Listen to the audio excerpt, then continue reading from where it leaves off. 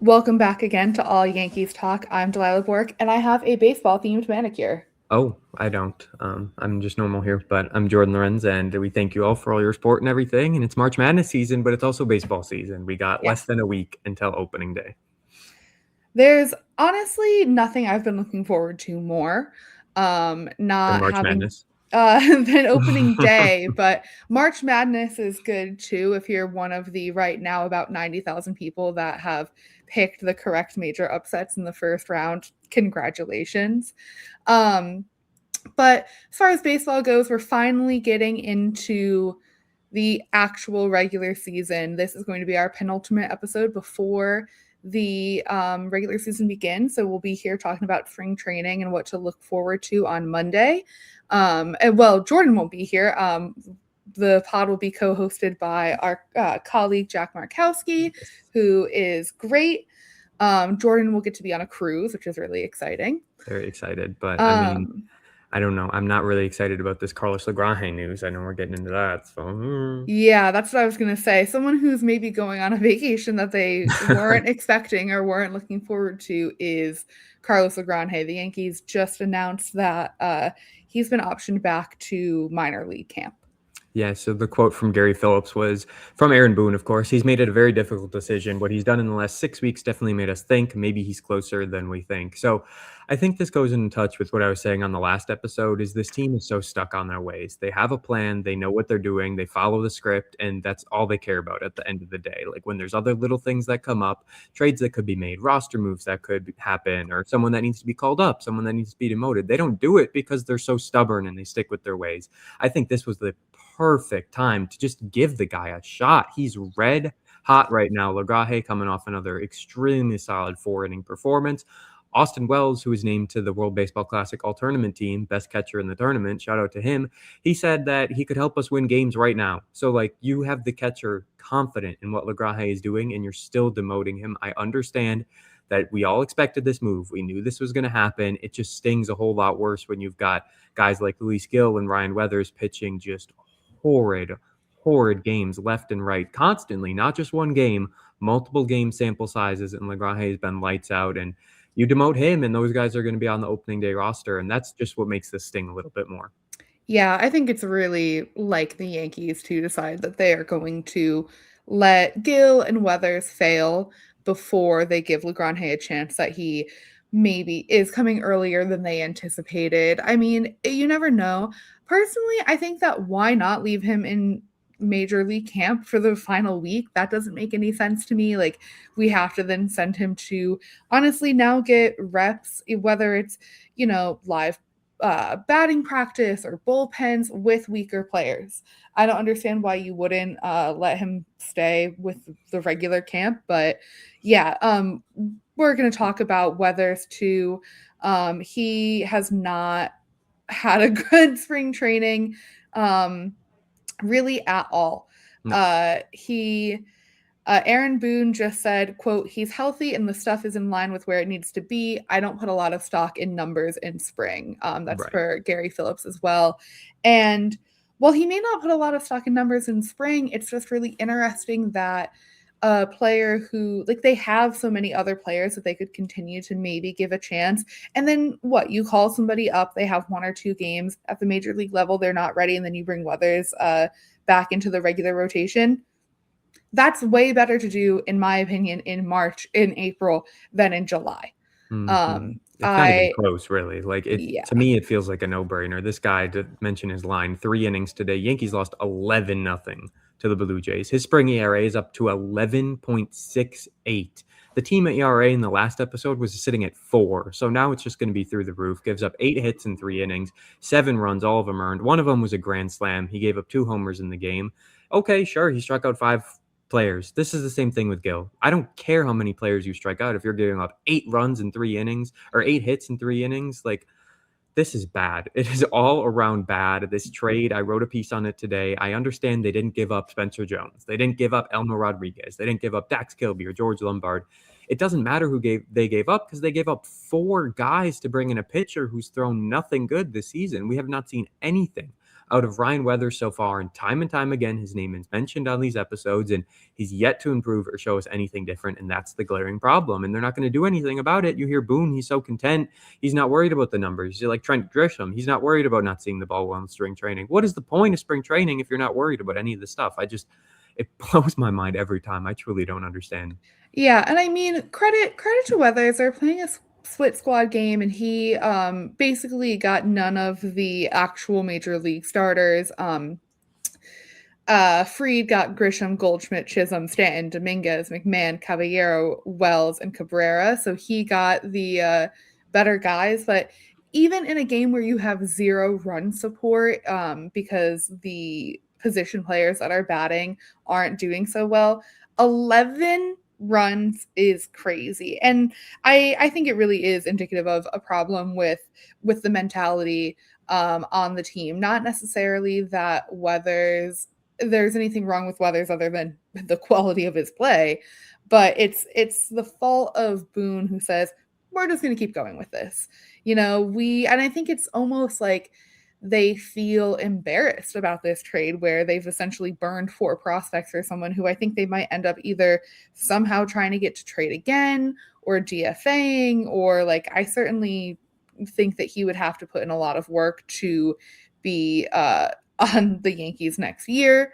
And so it seems like they're almost embarrassed that they made the decision to pick up this player who is not doing anything well, it seems Yeah. like. I mean, you win some, you lose some. The Yankees, as of right now, certainly lost this trade, but I think there's a real potential they could move him to the bullpen and kind of salvage it a little bit. You're not gonna. He's probably still gonna have a 4 ERA. He's probably still gonna give up some runs and things like that. But there's certainly potential to not completely waste a 1 year rental type guy in Weathers. Like I think that's gonna happen because if they don't have him as a starting pitcher, they're not going to keep him. I know they need help in the bullpen, but Ryan Weathers doesn't want to be a bullpen guy the rest of his career. He's not going to stay in New York if he's not starting all of the games he needs to start in a year. So this is one of those cases where, yeah, as you said, it was a split squad game. So you're taking the bus, you're going down to a different part of Florida, you're going with the twos. I mean, this is the B team. Like, there's no doubt about it. This is the B team.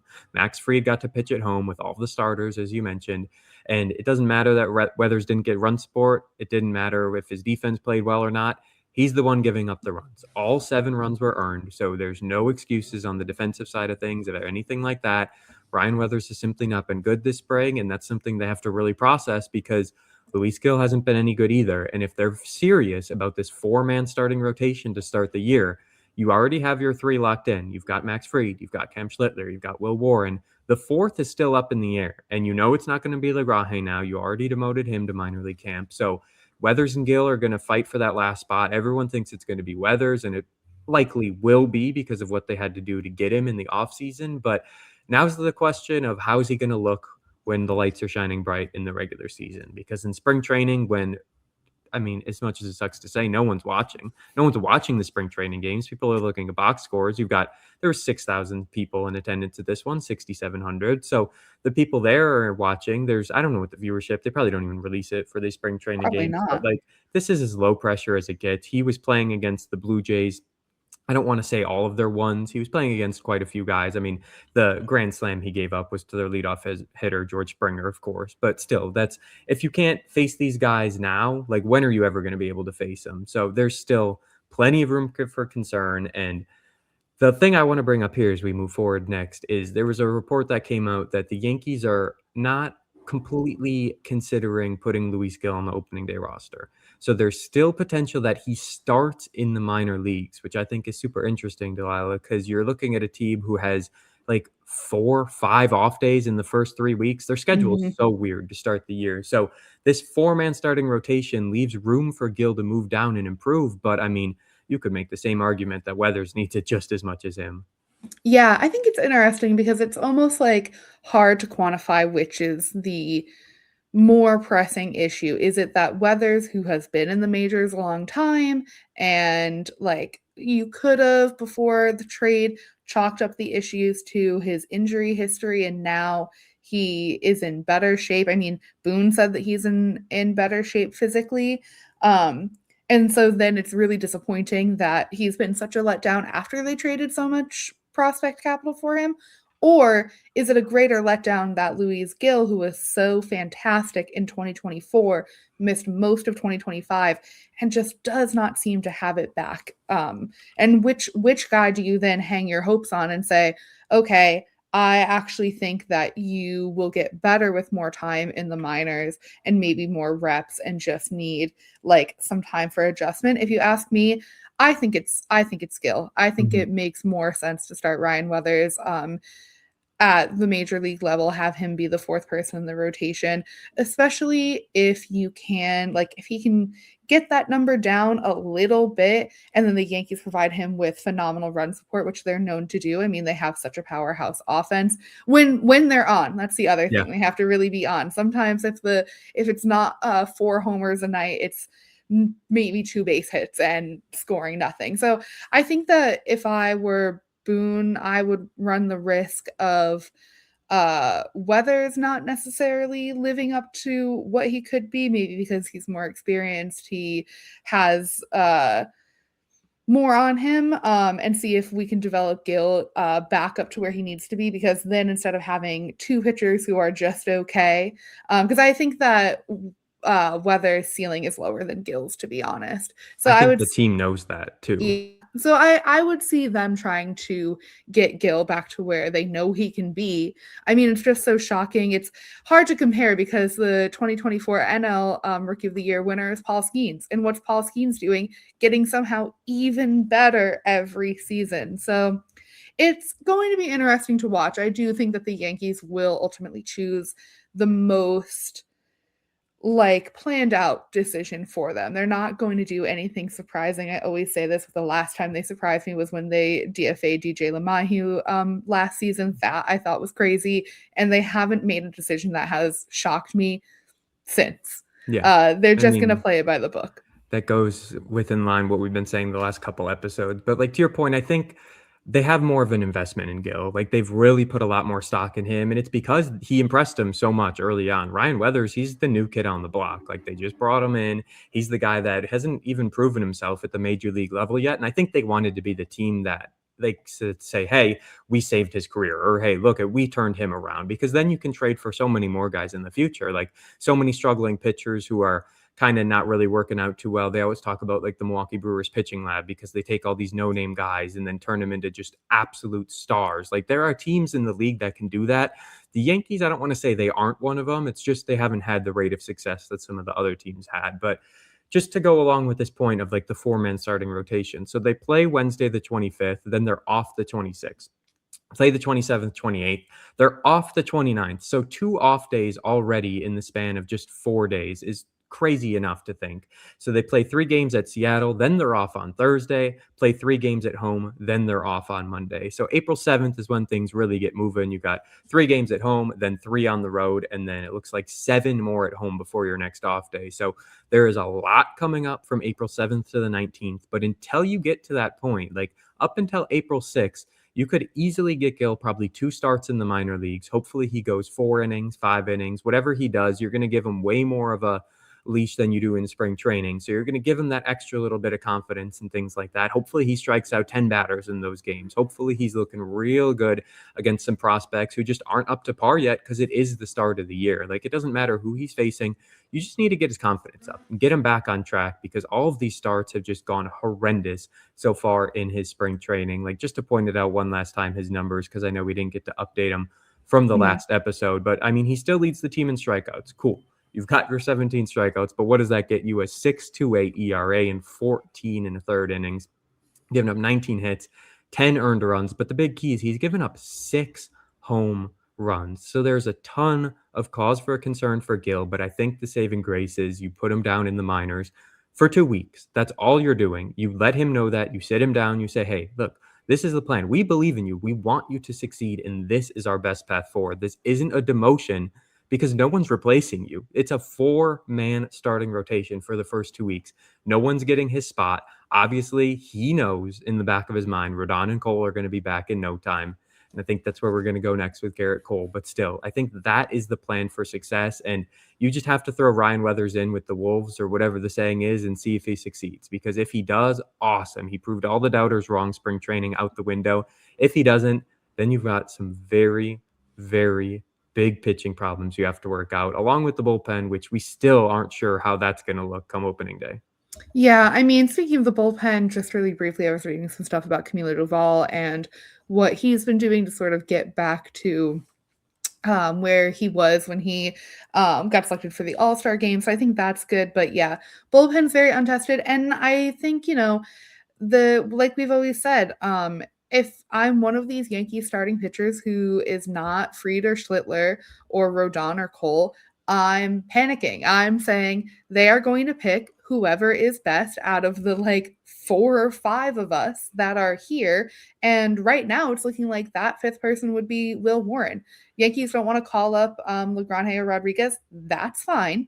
But right now, once Rodon and Cole are back, which will be very soon, we're going to talk about next. Gerrit Cole got his first start since last March. But I would pick Will Warren. I would be like, you guys can be here for when we need a sixth guy. You can keep trying in the AAA. Figure it out. Because right now I would not want, if it were up to me, if everyone was healthy, I wouldn't want Gill or Weathers being a go-to starting pitcher. But certainly happier news about Cole. He threw 1 inning yesterday, 10 pitches, and he got two hits, threw out 2 hits. But ultimately, I think it's so great that he's back on the mound in a game. Tommy John surgery is so invasive. It takes a player out for over a year. So for him to have missed all of last season and now be back is just awesome. And it's also, I think, what we have to keep in mind about him giving up a hit in 20% of his pitches is that it's like, I'm pretty sure, complete reconstruction of your UCL. So it is very difficult to come back from, and you need a long time to ramp back up to your previous power. So if you're a Yankees fan out there and you're listening and you're feeling really worried about, oh man, what's going to happen? Is Gerrit Cole not as good as he used to be? No, he just had one of the most invasive surgeries in sports. Yeah, And I feel like he'll come back.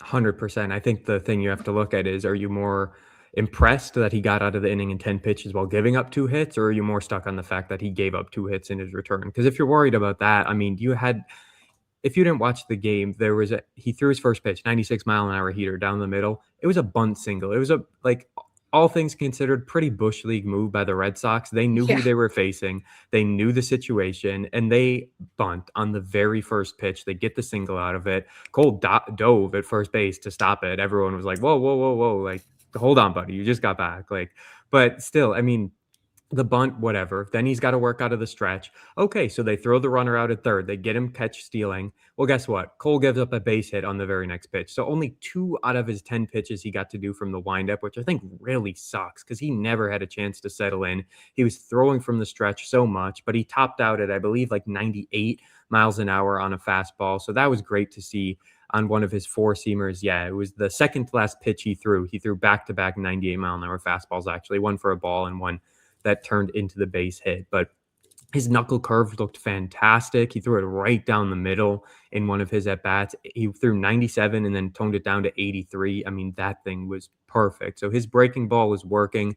This was just a weird game overall. I mean, everything with that to start. The Yankees won 1-0 on one hit. No one had an RBI. They were drawing walks left and right, but they had just one hit in this game. But I mean, overall, I have nothing to be concerned about when it comes to Gerrit Cole. He looked really good, all things considered, in this game. And if it weren't for that stupid bunt to start, I think this would have been a completely different outing. So, Yeah, the bunt was kind of a ugh, dirty move. it was Like, like, why would he's just coming back. And like, it's not even his first regular season game back. And certainly you want to be a competitor. You don't want to give your opponent anything, but a bunt on the guy's first pitch in a game in a year is crazy. I will say some slightly breaking news. The Yankees just posted on their social media that Angel Shavili, who I believe I'm pronouncing that correctly, did also get optioned back to wow. the AAA. Okay. Another pitcher who has not been having a good spring training. At least this is someone that they're willing to be realistic about. We talked about how we think they'll hold on to Weathers. But in sunnier news, Max Fried, who has been a little bit not hit or miss necessarily, but his first game, I think, gave some fans reasons to be concerned. He had a very strong game today. He pitched in their split squad game win against the Orioles for 5 innings. He got 5 hits, 3 earned runs, 4 walks, 2 strikeouts, and a home run. So not phenomenal, but this I think was a really good example of that Yankees. You can have a not phenomenal game as a pitcher, and the offense is going to manage to help carry that back. And that to me is what the Yankees do. I also wanted to read a quote of Fried's on Carlos LaGrange because I think it really hammers home how crazy it is that they are opting him back, because all the other players just love this guy. Fried said, "I've never seen velocity like that, consistently and doing it over a bunch of innings. He works really hard. He's really open to a lot of information, and obviously his results speak for themselves. He's been really good. He'll definitely impact this team." Your ace pitcher is saying that. I see no world that exists where Max Fried is giving that compliment out willy-nilly. But the Yankees are going to Yankee, I feel like is the best way to describe it. They are uh, just gonna do what makes the least amount of sense sometimes, or what is the least risky, in my opinion.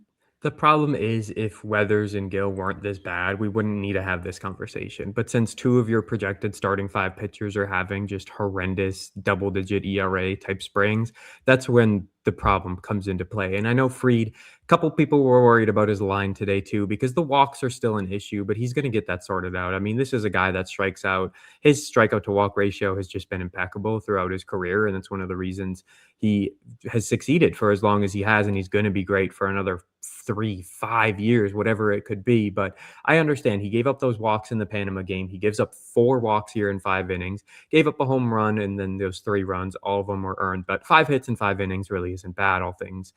I mean, it's still early. Like, this is the deepest he's gone. He's never gone more than 5 innings. Like, this is where he's been at the last 2, 3 starts, is right around this mark. So he's got a week now to rest. Like, this is the Yankees guy. They announced it again. They confirmed Max Fried is the opening day starter. And we're going to see him in action next Wednesday in San Francisco on the road. He gets the start, and he's going to be a prominent feature in this Yankees starting rotation for quite some time. I don't think you can take away anything too much from these starts. Hopefully he gets the walks down. That's really the only issue that's been a cause for concern. Is I think he had 3 walks in the Panama game. So between that exhibition and this alone, that's 7 walks, and then the couple other games he had thrown in there. But not worried about Cole in the slightest, or Fried in the slightest, excuse me. Other than those walks, everything else is going to be just fine. Yeah, I agree. I mean, if this is your worst game, then you're in great shape. And I feel like this ultimately is what is representative of Max Fried's worst play.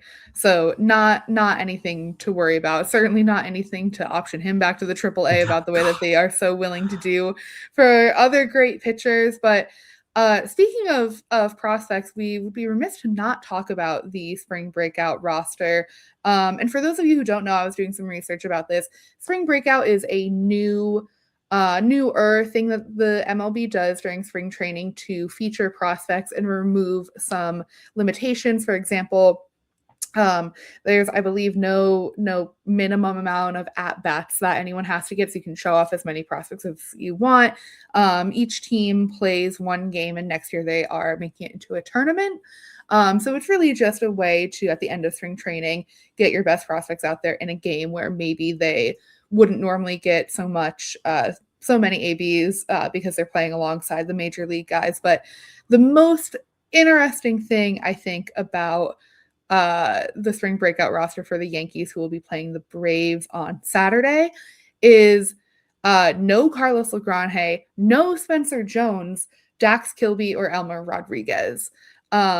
And to me, when I tell you that I did so much research to figure out if there was some reason why they wouldn't be eligible. They're not injured. They have not had, you are not eligible for the spring breakout game if you've had more than 130 major league at bats, which is really like a lot. Yeah. And yeah, I could not figure out why. It seems like they're just not putting in. I mean, to me, Jones is the biggest, buzziest name in their system, and they're not playing him.